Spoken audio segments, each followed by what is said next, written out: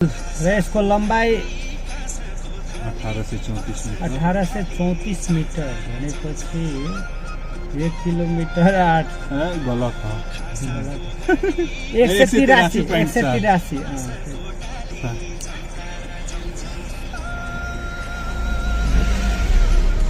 यो पुल प्रमुख प्रवेशद्वार भनेर जाजरकोट अहिले हामी सुर्खेत जिल्लामा छौँ।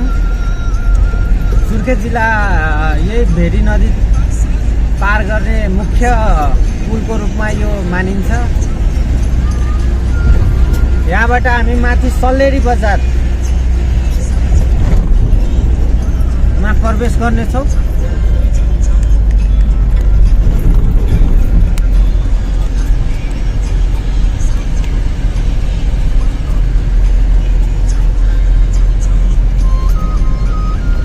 सल्लेरी बजार एउटा प्रमुख बजार सल्ली बजार एउटा प्रमुख बजार छ। यहाँको अगाडिको गन्तव्यको लागि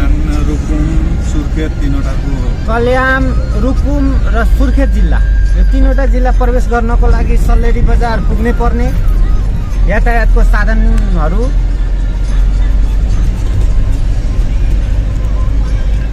ठ्याक्कै भेरी नदीको माथिको डिलमा बसेको एउटा सुन्दर सल्लेरी बजार।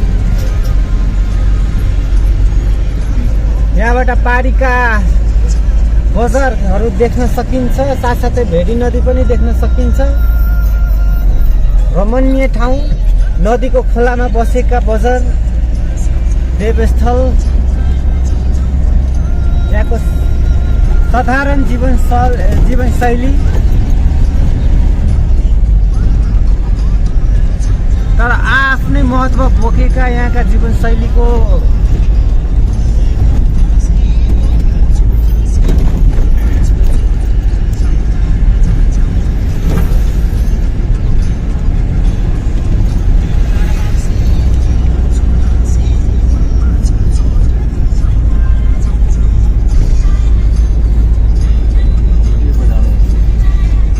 अगाडि देखिएको बजार यही हो, सल्लेरी बजार।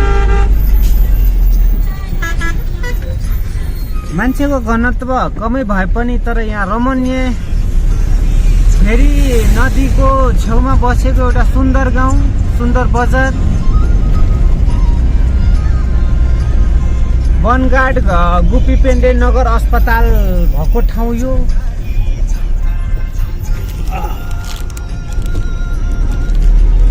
स्वास्थ्यको सुविधाको लागि यो अस्पताल, नर्सहरू आउँदै हुनुहुन्छ। यहाँ स्वास्थ्य कर्मीहरू हेर्न सक्नुहुन्छ। यो वनगार्ड खोला, वनगार्ड नगरपालिकामा पर्ने यो सल्लेरी बजार अति नै यातायातको रुटको लागि अति नै महत्त्वपूर्ण भएको यो बजार, सङ्गम स्थल, तीनवटा जिल्लाको जाने बाटो। बिहानको मिरमिरी घामसँगै यहाँको जीवनशैली सबै व्यस्त देखिएको।